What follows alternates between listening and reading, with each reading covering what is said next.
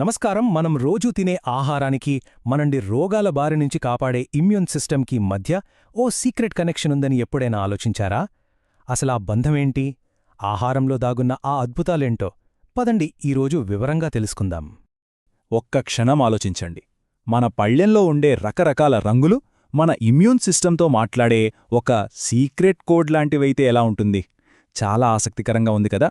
ఈ ఆలోచనతోనే మనం ఈరోజు మన విశ్లేషణను మొదలుపెడదాం. మన మొదటి విభాగం ఆహారంలోని రహస్య భాష. మొక్కల రంగులు, వాటి సువాసనలు, కొన్నిసార్లు వాటికుండే ఆ చేదు, ఇవన్నీ కేవలం మన ఇంద్రియాల కోసం మాత్రమే కాదు, అవి మన శరీరంతో మాట్లాడే విధానమన్నమాట. మనం ఎప్పుడూ వింటూనే ఉంటాం, ప్లేట్లో రకరకాల రంగులుండేలా చూసుకోవాలి, అది ఆరోగ్యానికి మంచిదని. కాని ఎందుకు? కారణం కేవలం విటమిన్లు, మినరల్స్ మాత్రమే కాదు. దాని వెనకాల మనం తెలుసుకోవాల్సిన ఓ పెద్ద సైంటిఫిక్ స్టోరీ దాగి ఉంది. సరే, ఇప్పుడు ఈ కథలో అసలైన హీరోలను పరిచయం చేసుకునే సమయం వచ్చింది. అవే పాలీఫీనాల్స్. ఆహారంలోని ఈ సీక్రెట్ లాంగ్వేజ్కు కారణం అవే. సింపుల్గా చెప్పాలంటే పాలీఫినాల్స్ అనేవి మొక్కల్లో ఉండే సహజమైన కాంపౌండ్స్. మనం చూసే రంగు, రుచి, వాసనలకు కారణమివే. ఇవి మొక్కలకు ఒక రకమైన రక్షణ కవచంలా పనిచేస్తాయి. మరి పాలీఫెనాల్స్ మనకి ఎక్కడ దొరుకుతాయి? పెద్దగా కష్టపడక్కర్లేదు. బెర్రీలు, ఆలివ్ ఆయిల్, మన వంటింట్లో వాడే పుదీనా, ఒరేగానో, యాపిల్స్, దానిమ్మ, కాఫీ, టీ, తృణధాన్యాలు, ఇలా మనం రోజు తినే ఎన్నో పదార్థాల్లో ఇవి పుష్కలంగా ఉంటాయి. అందుకే మెడిటరేనియన్ డైట్ అంత హెల్తీ అని అంటారు. ఇక్కడ ఒక ఆసక్తికరమైన విషయముంది. ఇది ఫ్రాంటియర్స్ ఇన్ ఇమ్యునాలజీ అనే ప్రముఖ జర్నల్ నుంచి తీసుకున్నది. పాలీఫినాల్స్ను కేవలం యాంటీ ఆక్సిడెంట్లుగా చూడటం అనేది పాతమాట. ఇప్పుడు సైన్స్ ఇంకా ముందుకు వెళ్ళింది. ఇవి మన రోగనిరోధక వ్యవస్థను ఎలా కంట్రోల్ చేస్తాయి, వాటి బహుముఖ పాత్ర ఏంటనే దానిపై కొత్త అవగాహన వస్తోందన్నమాట. ఓకే, ఇప్పుడు కొంచెం సైన్స్లోకి వెళ్దాం. ఇమ్యూనోమెటబాలిజం. ఈ పదం కొంచెం కష్టంగా అనిపించినా కాన్సెప్ట్ చాలా సింపుల్. మన ఇమ్యూన్ సెల్స్ అంటే రోగనిరోధక కణాలు రెండు వేర్వేరు మోడ్స్లో పనిచేస్తాయి. అవి ఎలా పనిచేయాలనేది వాటికి దొరికే ఎనర్జీపై ఆధారపడి ఉంటుంది. మన ఇమ్యూన్ సెల్స్ని రెండు రకాల సైనికులుగా ఊహించుకుందాం. ఒకరు వెంటనే రంగంలోకి దూకి వేగంగా శక్తిని వాడేసి శత్రువులతో పోరాడే అటాక్ సోల్జర్. ఇంకొకరు నెమ్మదిగా ఆలోచించి దీర్ఘకాలిక శాంతి కోసం పనిచేసే పీస్కీపర్. ఈ రెండు మోడ్స్ మధ్య స్విచ్ అవ్వడమనేది వాటి ఎనర్జీ సోర్స్పై ఆధారపడి ఉంటుంది. ఇక్కడ చూడండి, ఒకవైపు దాడి చేసే పద్ధతి లేదా ప్రో ఇన్ఫ్లమేటరీ మోడ్ ఉంది. ఇది వేగంగా శక్తిని కాల్చేసి ఇన్ఫెక్షన్లతో ఫైట్ చేస్తుంది. మరోవైపు శాంతిని కాపాడే పద్ధతి లేదా యాంటీ ఇన్ఫ్లమేటరీ మోడ్. ఇది దీర్ఘకాలం పాటు శరీరాన్ని కాపాడుతూ శాంతంగా ఉంచుతుంది. దాడి చేసే పద్ధతి అవసరమే, కాని అది 24/7 ఆన్లో ఉంటే మన సొంత బాడీకే డ్యామేజ్ చేస్తుంది. చాలా బావుంది, కానీ అసలు విషయానికొస్తే ఈ పాలీఫెనాల్స్ ఈ స్విచ్ను ఎలా మారుస్తాయి?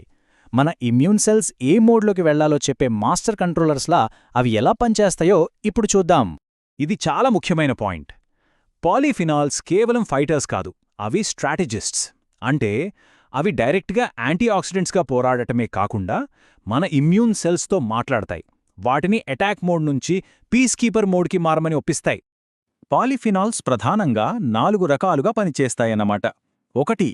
న్యూట్రియంట్ సెన్సార్స్లా పనిచేసి కణాలు పోషకాలను ఎలా వాడాలో చెబుతాయి. 2.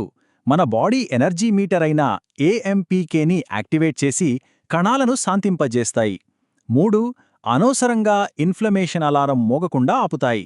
ఇక 4వది, ఇది చాలా అద్భుతమైనది, మన కణాల డిఎన్ఏని చదివే విధానాన్ని మార్చి వాటి ప్రవర్తనను శాంతియుతంగా ఉండేలా చేస్తాయి. ఓకే, ఇంత సైన్స్ అంతా బాగుంది, కానీ ఇది మన నిజ జీవితంలో ఆరోగ్యానికి ఎలా ఉపయోగపడుతుంది? ఈ సెల్ లెవెల్లో జరిగే స్విచ్ ఫ్లిప్పింగ్ అనేది దీర్ఘకాలిక వ్యాధులను ఎలా ప్రభావితం చేస్తుందో ఇప్పుడు తెలుసుకుందాం.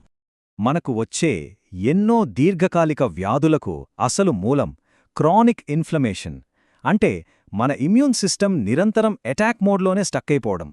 ఇక్కడే పాలీఫెనాల్స్ మనకు సహాయం చేయగలవు. ఈ టేబుల్ కొన్ని ఉదాహరణలను స్పష్టంగా చూపిస్తుంది. టైప్ 1 డయాబెటిస్లో టీ కణాలు ప్యాంక్రియాస్పై దాడి చేస్తాయి. పాలీఫినాల్స్ ఆ దాడిని ఆపగలవు. అలాగే అల్జీమర్స్లో మెదడులో జరిగే ఇన్ఫ్లమేషన్ను ఇవి తగ్గిస్తాయి. ఇలా ఎన్నో వ్యాధులలో పాలీఫినాల్స్ మన ఇమ్యూన్ సిస్టమ్ను మళ్లీ బ్యాలెన్స్లోకి తీసుకురావడానికి సాయపడతాయి. ఇక మనం ముగింపు దశకు వచ్చేశాం. ఈ పరిశోధన భవిష్యత్తులో మన ఆహారపు అలవాట్లను ఎలా మార్చగలదో చూద్దాం. అయితే అదే సమయంలో వాస్తవంలో ఉండటం కూడా చాలా ముఖ్యం. అయితే ఇక్కడొక పెద్ద ఛాలెంజ్ ఉంది. దాని పేరే బయో అవైలబిలిటీ.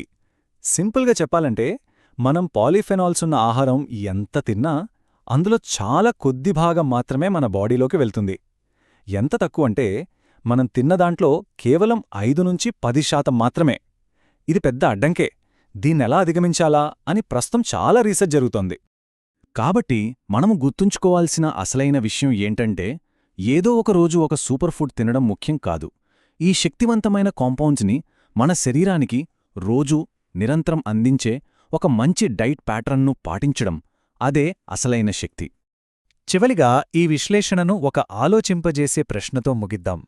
భవిష్యత్తులో ప్రతి ఒక్కరి ఇమ్యూన్ సిస్టంకు తగ్గినట్లుగా పర్సనలైజ్డ్ డైట్ను డాక్టర్లు సూచించే రోజు వస్తుందా? దీనినే ఇమ్యునో న్యూట్రిషన్ అంటారు. ఆ రోజు వస్తే ఎలా ఉంటుందో ఒకసారి ఆలోచించండి.